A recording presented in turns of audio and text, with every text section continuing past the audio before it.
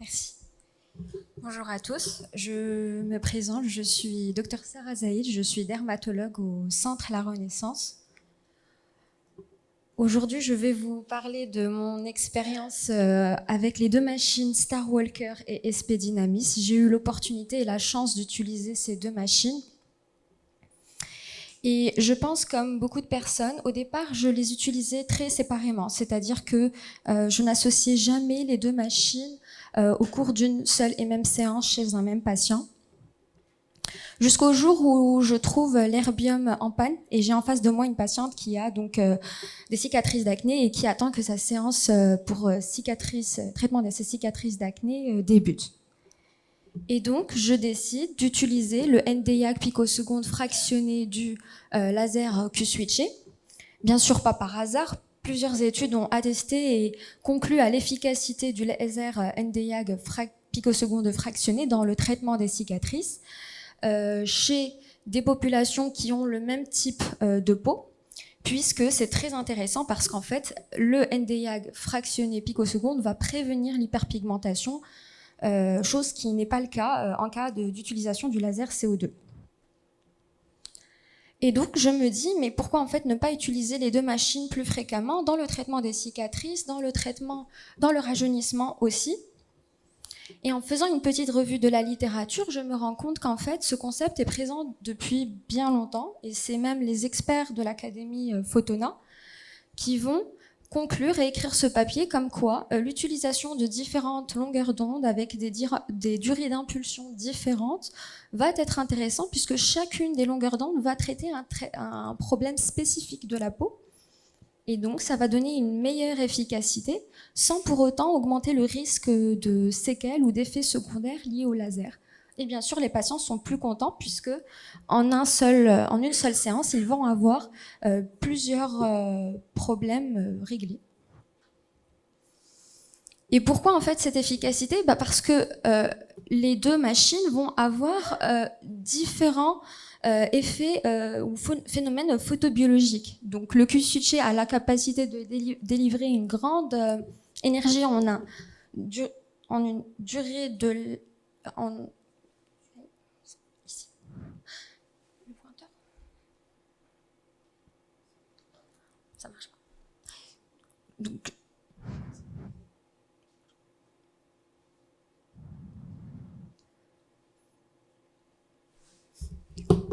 Donc, ce que je voulais vous expliquer, c'est qu'en fait, on a différents phénomènes photobiologiques en fonction de la durée d'impulsion et de l'énergie qui est délivrée. Donc, pour le Q-switché, il a la capacité de délivrer une grande énergie en un très court laps de temps, à la différence de l'SP Dynamis avec l'herbium-YAG ou le Nd:YAG, qui va avoir un phénomène plutôt photothermique.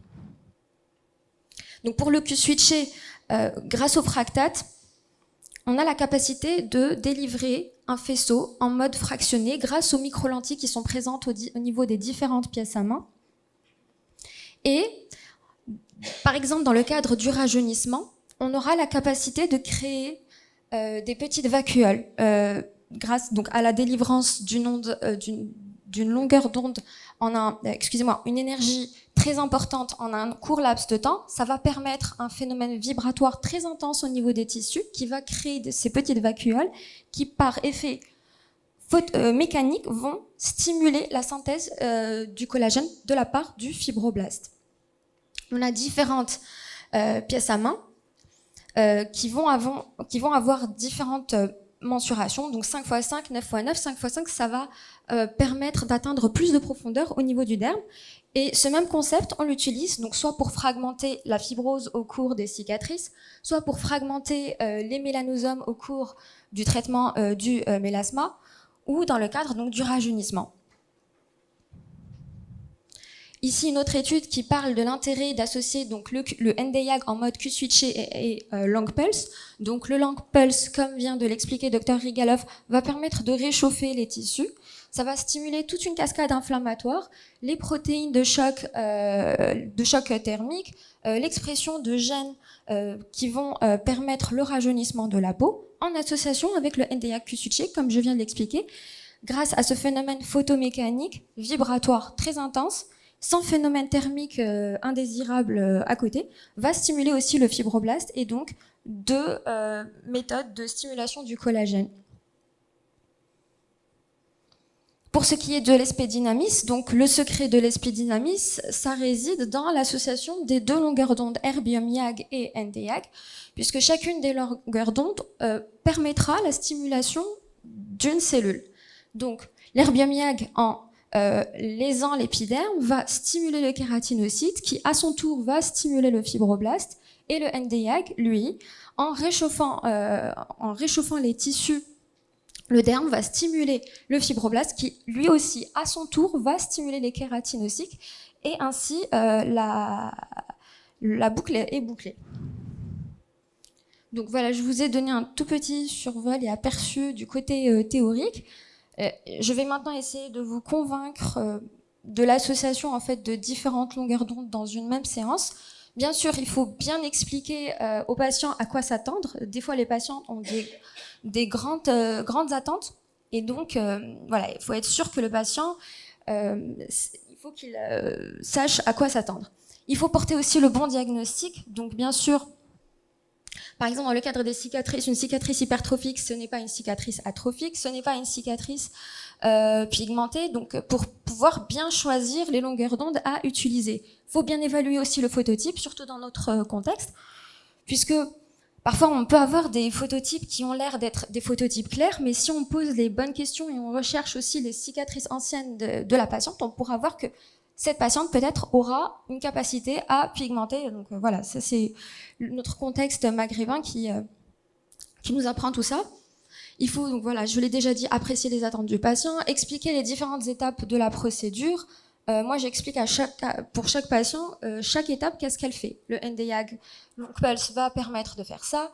Le R28 du Q-switché va permettre de faire ça. Voilà, comme ça, il adhère plus au traitement et comprend en fait qu'est-ce qu'on fait.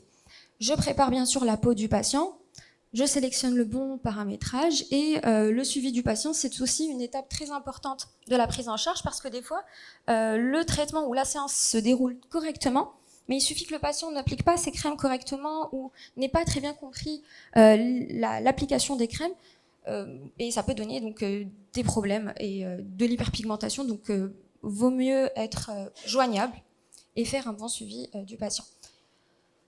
Et là, je vais donc j'ai commencé à traiter d'abord les cicatrices, donc en associant le Q-switché et le ND-YAG long pulse, donc le SP-Dynamis.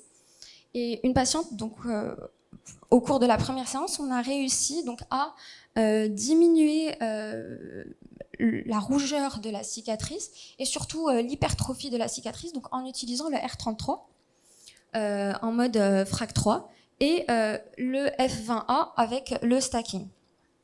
Pourquoi le stacking? Parce qu'en fait, je n'ai que la pièce à main 9x9, donc je n'atteins pas beaucoup de profondeur. Et donc, je fais un stacking pour atteindre le derme de façon plus profonde. Ici, une autre cicatrice. Donc, toujours la même chose. J'utilise le R33, FRAC 3, 10 joules. J'essaie de chauffer donc, la peau doucement, sans entraîner de lésion. Stimuler le remodelage du collagène, faire du fractate après avec la pièce à main F20A, et puis je fais un petit resurfacing avec le R11 pour diminuer les irrégularités de la cicatrice.